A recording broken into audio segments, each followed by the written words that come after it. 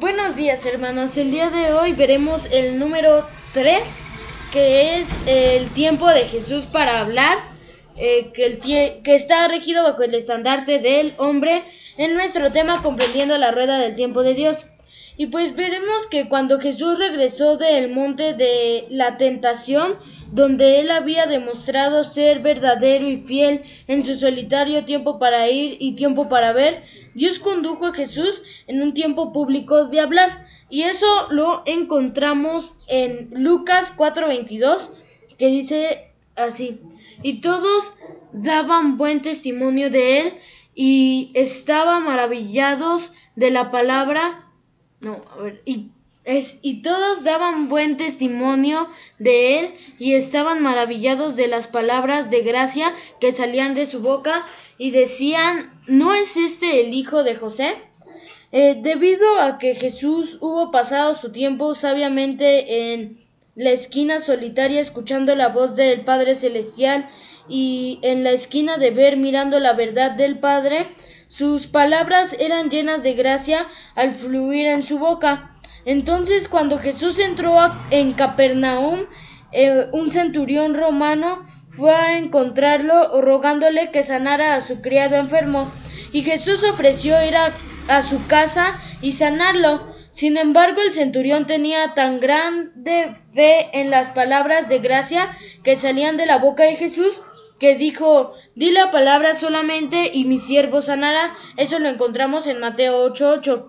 Y Jesús se maravilló de la gran fe de este gentil, quien tuvo una revelación de la palabra omnipotente en la boca de Jesús. Entonces él creyó que todo lo que Jesús tenía que hacer era decir a la enfermedad de su siervo: sal, y la enfermedad se irá. Y eso lo vemos en Mateo 8:13, que dice así: entonces Jesús dijo al centurión: ve, y como creíste te será hecho. Y su criado fue sanado en aquella misma hora. Entonces vemos que Jesús habló la palabra a la enfermedad del siervo y él fue sanado en la misma hora. Jesús dio un testimonio de que él había estado en la esquina solitaria y en la esquina para ver con su Padre Celestial, y pues Jesús únicamente habló lo que él había escuchado de su Padre, y eso también lo vemos en Juan 8:26, que dice así: muchas cosas tengo que decir y juzgar de vosotros, pero el que me envió es verdadero, y yo lo que he oído de él, esto hablo al mundo. Jesús, el Cordero de Dios sin pecado y sin culpa, estuvo libre de toda orgullosa ambición de elevarse a sí mismo y darse a conocer. Él tenía una meta y un alto llamamiento en este mundo, y pues él únicamente su llamamiento era pues dar a conocer las palabras de su padre. Entonces él habló únicamente aquello que su padre en la esquina solitaria le había dicho, y Jesús habló también únicamente aquello que había visto con su padre. Y esto lo encontramos en Juan 8:38, que dice así: habló él estas cosas y muchos creyeron en él. Ay, me equivoqué, puse el 8:30. Bueno, dice: yo hablo lo que he visto cerca del Padre, y vosotros hacéis lo que habéis oído cerca de vuestro Padre.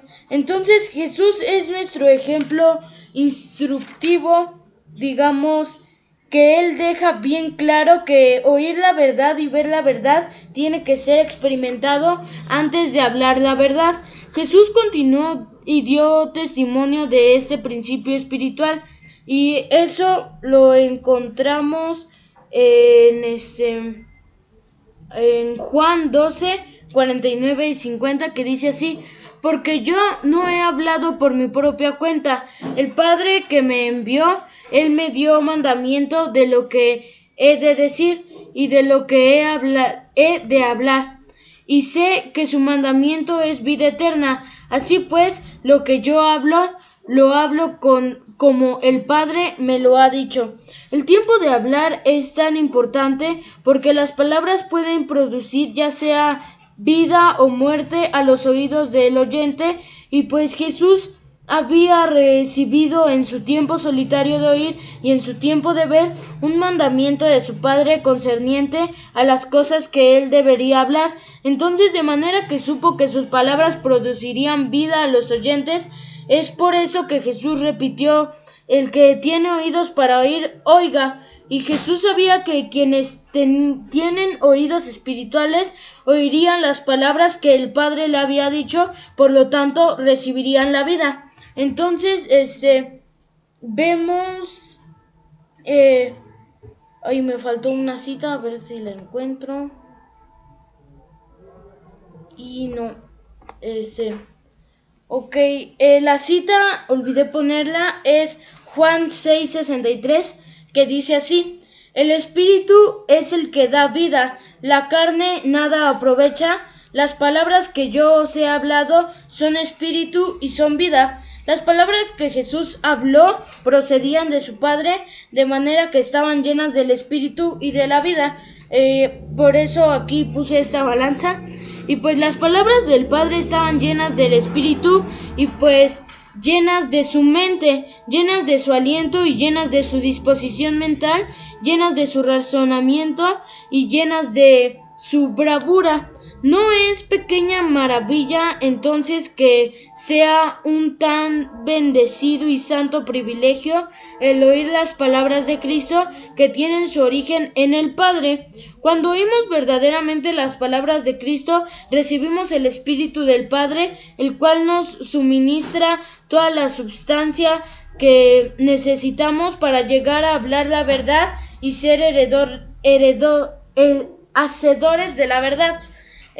Las palabras del Padre también están llenas de vida, y pues la vida del Padre pues técnicamente vivifica, porque sus palabras son como fuego envolvente que hacen que, digamos, los tiempos perfectos que ya hemos visto nunca terminen de pasar, y eso hace vivir y hace que quienes escuchan la vida eterna y la vida del Padre que nos ha venido a través de Cristo Jesús es viviente y no da y nos da fresca y nueva vida a través de su palabra, manteniendo la vida de la palabra que pues él ya ha dado. La vida del Padre es una fuerza, digamos, armada colectiva, y que nos técnicamente ayuda a marchar al frente y hacia arriba en contra de todas las tinieblas, engaños y muerte, a medida que avanzamos en nuestra educación espiritual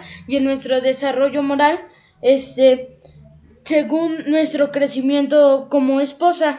Jesús se humilló a sí mismo constantemente en la carne, y él reconoció que todas sus palabras venían del Padre, y Jesús sabiamente usó su boca para hablar solo las palabras del Padre, y eso lo encontramos en Juan 14:10, que dice así: ¿no crees que yo soy el Padre y el... ¿No crees que yo soy en el Padre y el Padre en mí?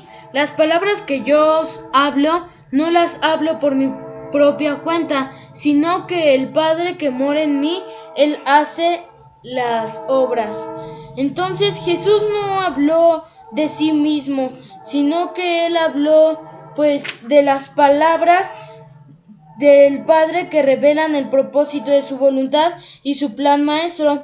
El propósito final de la voluntad del Señor al hablar todas las palabras de su Padre a sus discípulos fue el de darles plenitud de gozo. Esto lo encontramos en Juan 17:13, que dice así: pero ahora voy a ti y hablo esto en el mundo para que tengan mi gozo cumplido en sí mismos. La misericordia, pues técnicamente de Dios, nos trae gozo y paz, pero pues la miseria y la desgracia y la tristeza de la aflicción no son del Padre, digamos, esto quiso decir él, el Hijo y el Espíritu Santo, sino del mundo. La carne y el diablo son las palabras, digamos, que nos traen estas cosas, porque muchas veces nosotros, digamos, cuando no pasamos con los dos primeros tiempos, muchas veces no identificamos cuando escuchamos o oímos a Dios claramente. Y técnicamente esto fue lo que quiso dar a entender en este versículo, que la miseria, la desgracia y la tristeza y la aflicción no son del Padre o el Hijo o el Espíritu Santo, sino del mundo, la carne y el diablo. Y pues las palabras de Dios y de Jesucristo iban a traer total gozo, paz, felicidad y satisfacción. Y pues técnicamente esto pues es este tiempo que Dios trajo que Jesús pasó de esa forma, y pues Él quiere que también nosotros lo vivamos, el tiempo de hablar y compartir la verdad. Pero como lo dije, no podemos hablar de la verdad si no hemos oído la verdad y no hemos visto la verdad realmente. Y pues técnicamente el oír la verdad, Jesús solo oyó la verdad a través de la oración y pues el ayuno. Entonces tal vez nosotros muchas veces confundimos esto cuando realmente no estamos en comunión con Dios y no hemos escuchado la verdad de su boca. Entonces no somos capaces de poder hablar la verdad de Dios cuando no la hemos escuchado ni visto. Y pues esto sería todo. Dios los bendiga.